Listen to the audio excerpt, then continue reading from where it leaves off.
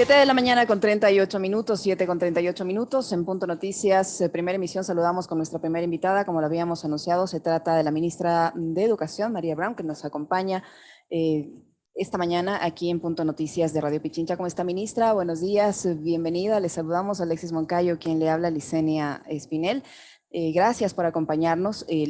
Yo quisiera comenzar esta entrevista preguntándole cómo avanzan los preparativos para el inicio del año lectivo en el régimen Costa, cómo están los establecimientos educativos. En los últimos días, varios reportajes de la prensa nacional habían mostrado que algunos establecimientos que presentan problemas en cuanto a infraestructura.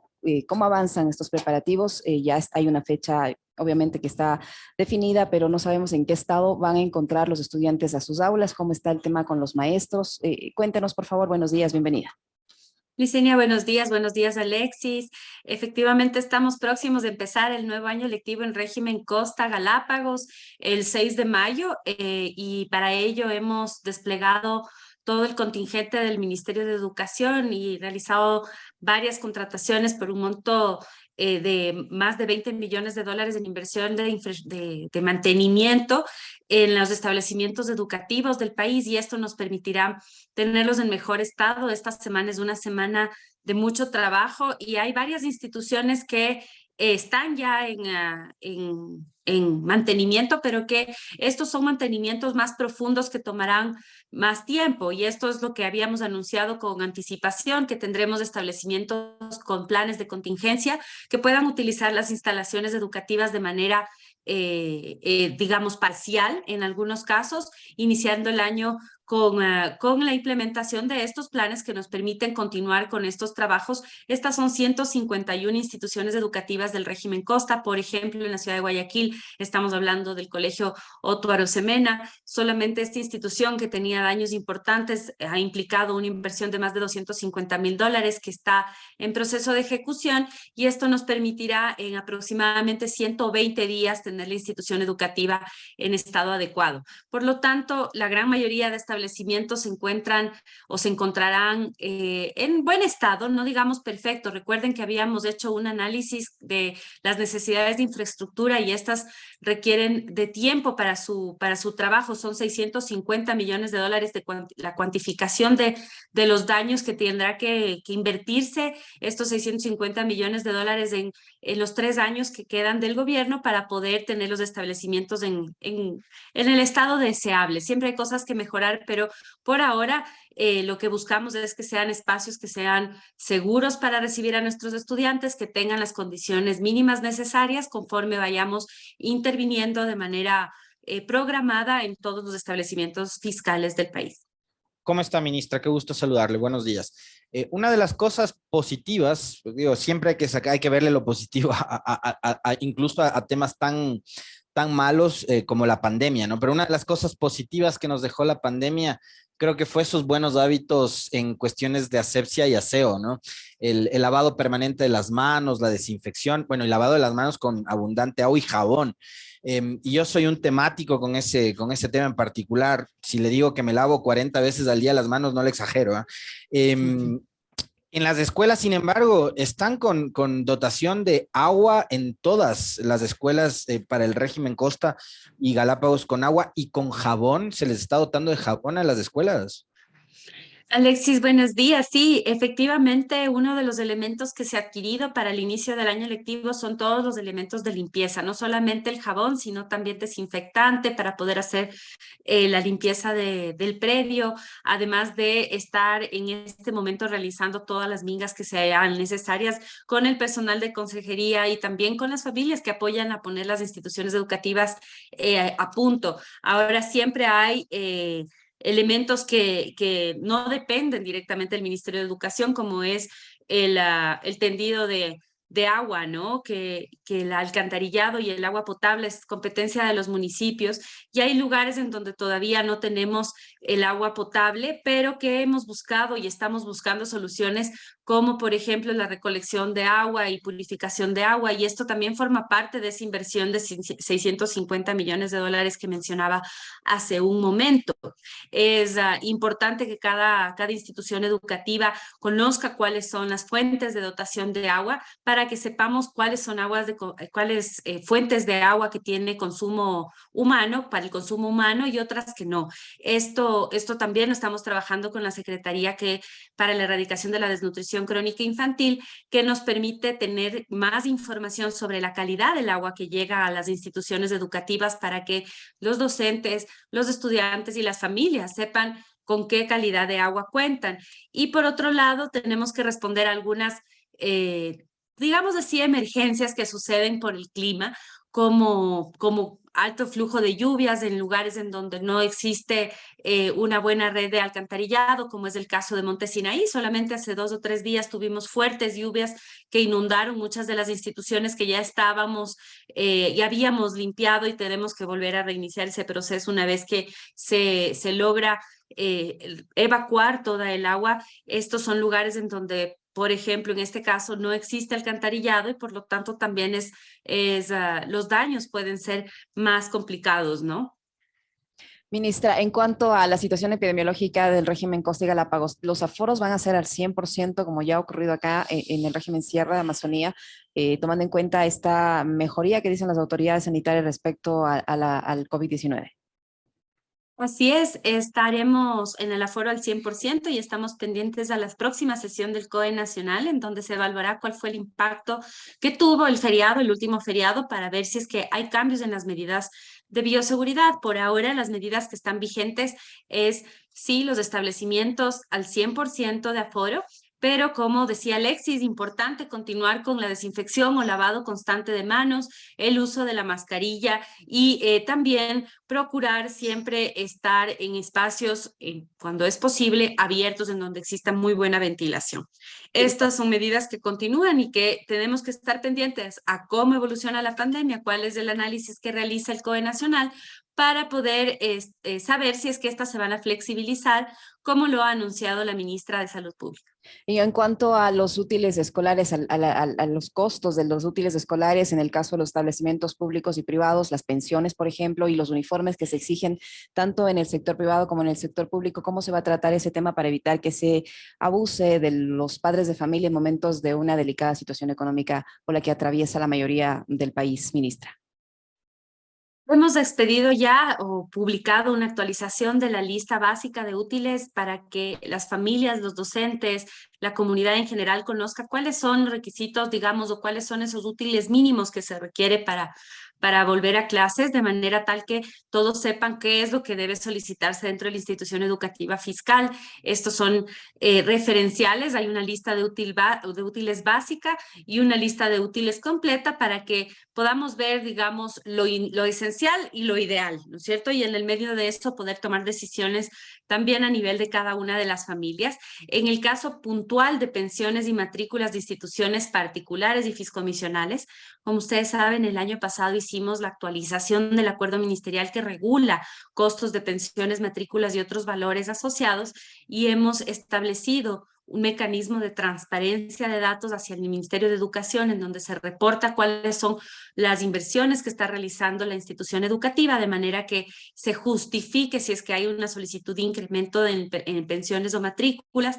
Se pide que exista transparencia en los costos para las familias, para que cuando toman la decisión de mantener o continuar con una institución educativa particular o fiscomisional al inicio del año, sepan cuánto van a tener que invertir, no solamente en pensiones, sino en otros costos asociados, como cuál será el kit de libros de texto que se solicite dentro de la institución educativa, el valor de uniformes, si es que existen uniformes en la institución educativa, y otros, para que la familia conozca y pueda planificar su economía. Ventajosamente hemos tenido una amplia mayoría de instituciones educativas particulares y fiscomisionales que ha decidido mantener el valor de pensiones y matrículas. Son pocas las que para régimen Costa Galápagos han solicitado un incremento, y obviamente este acuerdo ministerial plantea cuáles son los topes de incremento, ¿no es cierto? Para que no existan incrementos excesivos en estos valores. Todos estos están transparentados en la página web del Ministerio de Educación para que las familias puedan conocer cuáles son los costos aprobados para la institución educativa a la que pertenece.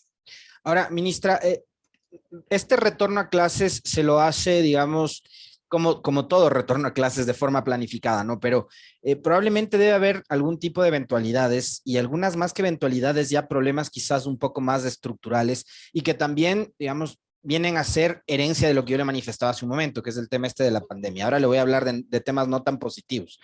El uno es el magisterio, el Ministerio de Educación y el sistema educativo en el país tiene actualmente déficit de maestros, y es así, ¿de cuántos? Y por otro lado, la pandemia en uno de los saldos trágicos que nos dejó, aparte de las muertes, obviamente en materia educativa, es la deserción de los estudiantes. ¿Cuántos estudiantes que por distintas razones, ¿no? Por distintos motivos, que no, salieron del sistema educativo, hoy ustedes han registrado que han regresado?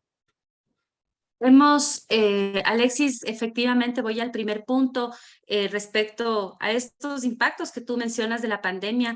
Al inicio de esta administración se hizo un barrido de cuáles eran las necesidades de docentes en función de también esta plantilla óptima por institución educativa. Son datos que están en constante actualización. Identificamos cerca de 4,000 docentes faltantes de distintas áreas para poder estar en los establecimientos educativos fiscales y fiscomisionales del país.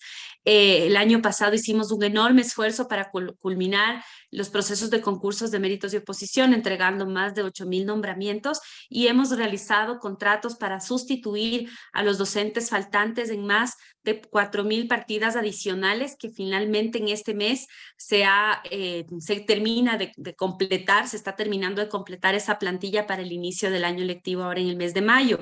Esto, de todas maneras, siempre tenemos que estar reevaluando porque puede existir instituciones en donde un docente recientemente haya solicitado un traslado que deba sustituirse, o donde un docente recientemente se esté jubilando y haya que sustituirlo, que ya forma parte de este quehacer más ordinario de la sustitución de docentes faltantes, pero se ha incrementado la plantilla de docentes en más de 4,000 para precisamente atender a estas necesidades, y continuaremos este año en un ejercicio de contrataciones y también de concursos de méritos y oposición para llegar al porcentaje que establece la ley de docentes de nombramiento definitivo en el Magisterio Nacional. Estaremos poniendo a concurso más de 9,000 partidas y realizaremos el primer concurso de directivos que ya ha iniciado su proceso, con el primer grupo, que todavía es un grupo pequeño de directivos de nombramiento, pero que es importante que culminemos. Y por otro lado, respecto a la exclusión educativa, porque a mí me gusta usar más bien el término exclusión, prefiero hacerlo porque el término abandono o deserción hacen referencia a que esta responsabilidad recae sobre el estudiante, cuando en realidad son factores externos los que le obligan, ¿no?, a dejar de estudiar. Teníamos más o menos un análisis de entre 90,000 y 120,000 estudiantes. ¿Por qué no es un dato exacto? Porque a nivel de porcentaje de matrícula, la matrícula se mantuvo más o menos estable a lo largo de la pandemia, pero lo que identificamos es que pese a estar matriculados, formalmente los estudiantes no necesariamente estaban siguiendo el proceso educativo. Esto lo identificamos por la no entrega de los portafolios de evaluación, también en el registro administrativo de asistencia a clases. Hicimos un análisis de aquello, así como de encuestas como la realizada con UNICEF. Ahora, con el regreso a la presencialidad, lo que hemos ya podido detectar en el régimen cierre es que estos indicadores empiezan a reducirse nuevamente y que tenemos que volver a la implementación de estas búsquedas activas de aquellos estudiantes que incluso ya antes de la pandemia, o estas personas en edad escolar que ya antes de la pandemia no estaban asistiendo a clases, para mejorar nuestros índices de inclusión y asistencia a la presencialidad o a las modalidades educativas ahora ya permitidas, que son las modalidades de educación a distancia y semipresencial. ¿Y hay una cifra, ministra, del número de estudiantes hasta el momento matriculados y del número de estudiantes que no han podido hacerlo y que ingresarían en este grupo que han abandonado la actividad educativa? Sí, tenemos en este momento, estamos en el pleno proceso de culminar estas fases de ingreso, ¿no? De los estudiantes al sistema educativo, y esto ha permitido hacer un seguimiento de cuáles son aquellos que ya están matriculados en el sistema educativo nacional. Esto, recordemos que tenemos ahora un acuerdo ministerial que es el acuerdo 026A, que nos permite tener la presencialidad, la matriculación a lo largo de todo el año lectivo. Esto nos permite que los estudiantes que no han logrado matricularse en el periodo ordinario puedan hacerlo en cualquier momento del año, y esto hace que el sistema educativo ecuatoriano sea tremendamente inclusivo. Por ahora, lo que hemos registrado en el cohorte de matriculación de estudiantes en el sistema educativo, podemos reportar más de 165,000 traslados que se realizaron en la primera fase de traslados en el régimen Costa Galápagos, y en matriculación también hasta el último reporte de corte, pero esto obviamente sigue incrementando. Teníamos ya más de 90,000 nuevas matrículas en el sistema educativo. Esto en estudiantes de los distintos grados y cursos, en donde tenemos, por ejemplo, la zona de mayor cantidad de número de matriculados es la zona 8, luego seguida de zona 5 y zona 4, y el grado en donde más matrículas recibimos, o los niveles educativos en donde más matrículas recibimos, como es de esperarse, son en primero de básica y educación inicial, y también un número importante de nuevas matrículas en octavo, que sería el inicio de lo que era la antigua secundaria. En octavo de educación general básica hemos tenido un incremento en la matrícula también importante, lo cual nos indica también que estudiantes que estaban excluidos están retornando a las aulas. Ahora, ministra, este retorno a clases en la región costa insular, digamos, va a coincidir con esta denominada gran marcha que están preparando distintos sectores de trabajadores, incluidos los docentes, ¿no? Y días atrás en este espacio y en otros más, donde se ha presentado la señora Isabel Vargas, presidenta de la UNE, ha manifestado y expresado su descontento por las últimas decisiones que tiene que ver con el no incremento salarial a los maestros. Y es indispensable tener, digamos, en este caso, maestros que estén motivados para que puedan recibirles con la mejor predisposición a los estudiantes en su nuevo periodo de clases, ¿no?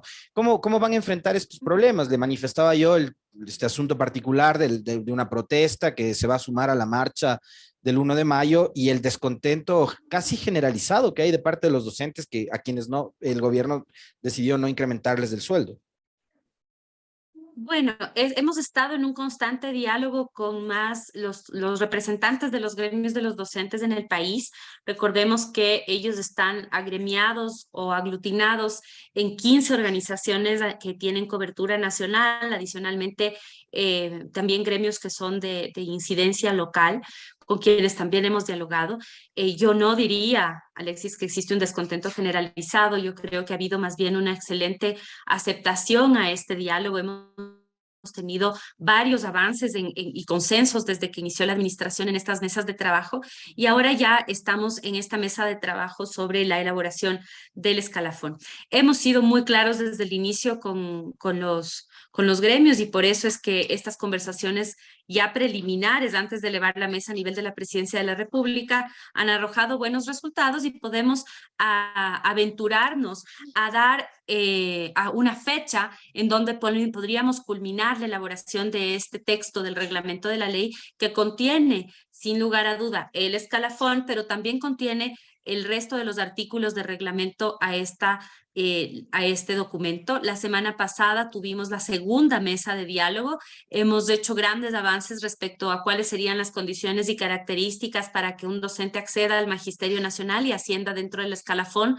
Esto nos ha permitido avanzar en ese análisis y por lo tanto vemos con buenos ojos. Lamentamos que uno de los 15 gremios, que es la Unión Nacional de Educadores, haya decidido mantenerse en la movilización como medida de hecho en lugar de sentarse a la mesa de diálogo. Siempre estaremos prestos a que se puedan reincorporar a este diálogo en el cual han participado desde el inicio de la administración, mientras se respeten esos criterios básicos de un diálogo y de una negociación, en donde tenemos que ambas partes estar dispuestas a ceder, a escuchar. Y por otro lado, también somos respetuosos de ese derecho a la legítima protesta, a que los docentes que así lo sientan puedan y que si que desean sumarse a estas manifestaciones pacíficas, siempre que también se respeten las disposiciones de no interrumpir el servicio educativo y hacerlo en el marco de la ley y del respeto, ¿no? Ministra, usted dice que se podría aventurar a decir una fecha para cuándo estará listo este escalafón, qué características va a tener este escalafón y cómo los maestros van a poder ubicarse en las diferentes etapas de este escalafón, cómo se lo va a financiar, o sea, de dónde se van a sacar los recursos para financiar a los maestros que vayan ubicando en este escalafón que usted menciona. Efectivamente, la fecha fue anunciada el día de más que la fecha, el plazo fue anunciado en el día de la reunión que se mantuvo en la Presidencia de la República. Se habló de mes y medio, ahora pues ya han transcurrido prácticamente 2 semanas. Desde ese momento estamos avanzando en ese texto y por lo tanto ese plazo se conserva. En las mesas está el Ministerio de Economía y Finanzas y es fundamental que ellos participen en este espacio porque precisamente uno de los elementos que se está analizando es la fuente de financiamiento para que a través del reglamento se pueda establecer de dónde, como tú acabas de mencionar, de dónde provendrían los valores de un incremento salarial que responda a por supuesto, el acuerdo al que lleguemos dentro del escalafón y cuáles serían los plazos en los que nosotros podríamos implementar estos incrementos que se acuerden en la mesa de diálogo.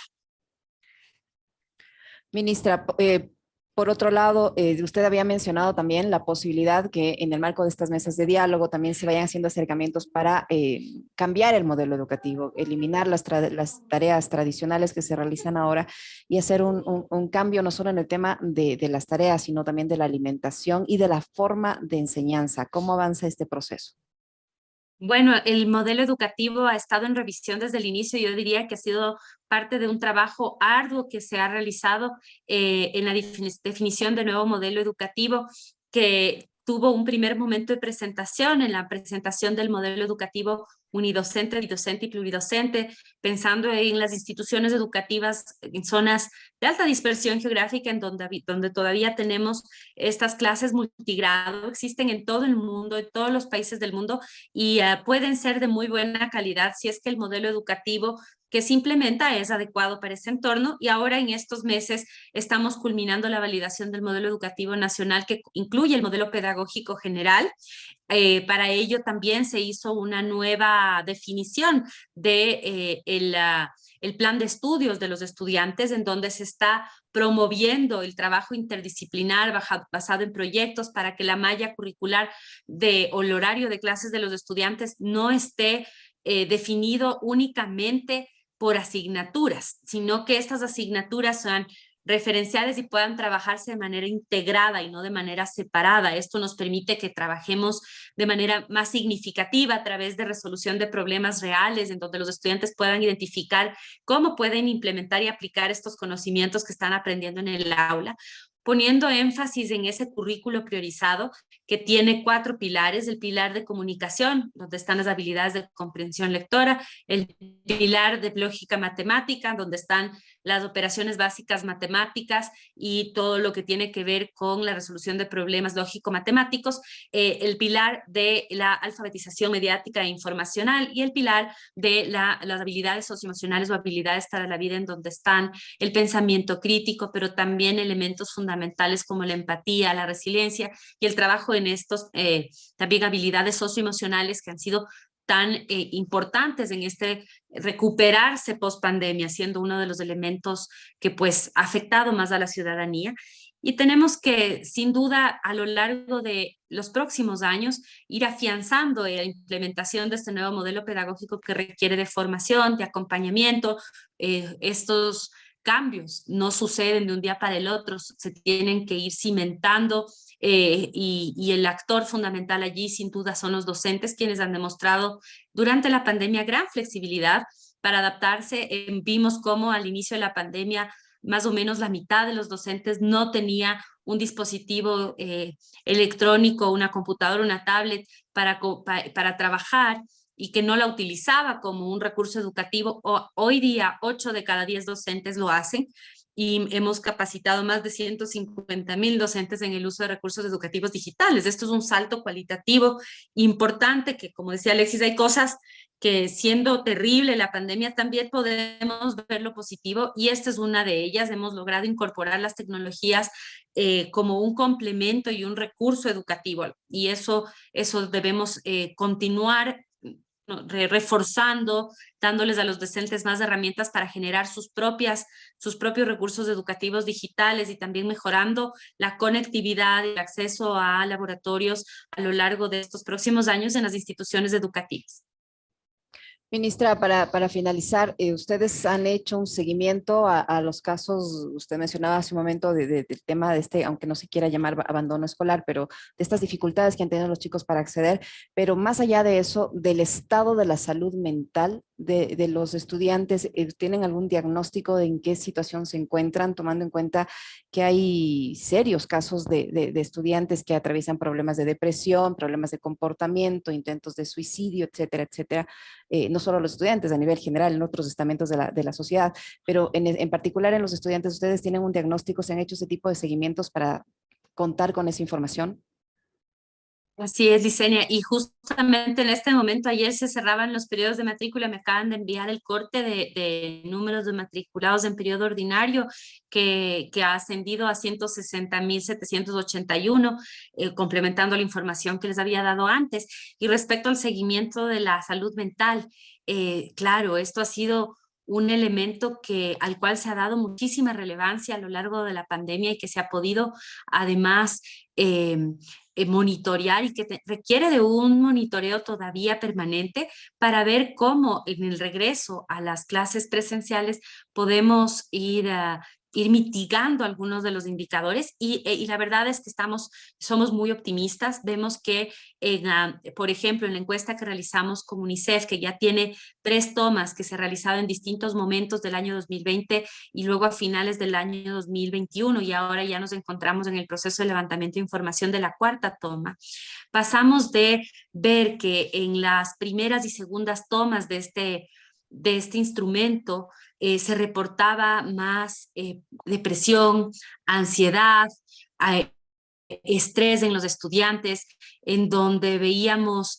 dentro de las familias altas incidencias, sobre todo de ansiedad dentro de ellas, donde se demostraba un descontento respecto a cómo los estudiantes estaban en las casas. Los mismos departamentos de consejería estudiantil nos reportaron también información importante de cómo encontraban a los estudiantes en estas evaluaciones. En la segunda toma, el 64% de los DS, por ejemplo, nos manifestaba que había hecho una búsqueda física puerta a puerta de los estudiantes para conocer cuál había sido su estado de ánimo, sobre todo en su salud mental. 84% de los DS tuvo que que buscar también por otros mecanismos a los estudiantes por vías telefónicas, internet, para poder contactar, si pudo contactarse con todos sus estudiantes, y esto también da cuenta de la dedicación de ellos. Y también vemos cómo los miembros de la comunidad educativa reportaban que existía dentro de los hogares elementos que podían afectar al estado de ánimo, como por ejemplo, ellos habían reportado 8 de cada 10 que habían disminuido sus ingresos durante la emergencia sanitaria, las familias, y esto por supuesto también afecta a la salud mental.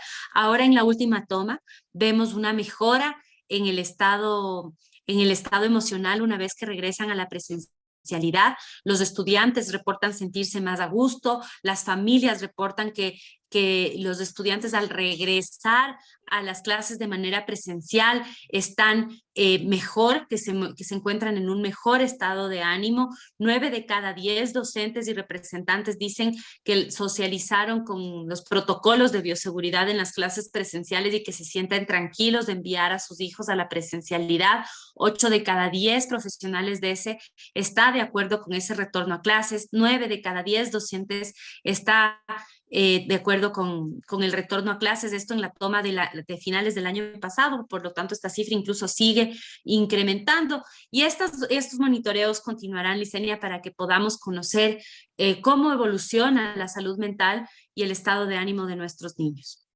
Muchísimas gracias, ministra, por su tiempo, siempre por la información que nos proporciona y su apertura. Muy amable, muchísimas gracias. Gentil, gracias. A ustedes, muchas gracias, Alexis, Licenia, que tengan una excelente semana. Lo propio, ministra. La ministra de Educación, María Brown, en Punto Noticias, primera emisión. Una pausa, ya regresamos.